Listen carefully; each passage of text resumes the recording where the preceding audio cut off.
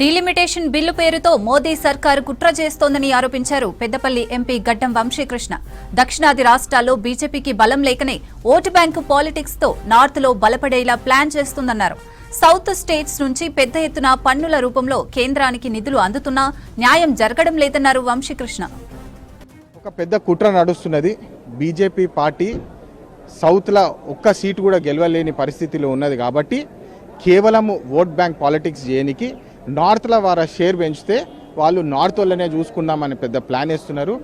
తెలంగాణ నుంచి 3% వరకు కాంట్రిబ్యూషన్ ఉన్నది పాపులేషన్ బేసిస్ పార్లమెంట్లో. కానీ మేము ఫైనాన్షియల్ కాంట్రిబ్యూషన్ ఏదైతే చేస్తున్నామో అది దాదాపు 5 నుంచి 6%, అంటే డబుల్ పర్సంటేజ్ కాంట్రిబ్యూషన్ ఉన్నది. అయినప్పటికీ కూడా వాళ్ళు సౌత్ నుంచి ఫండ్స్ తీసుకుంటారు కానీ సౌత్ ఓట్స్ వద్దు, వారి గవర్నమెంట్ ఫామ్ చేయడానికి సౌత్ వద్దు అని చెప్పి స్పష్టంగా తెలియజేస్తున్నారు.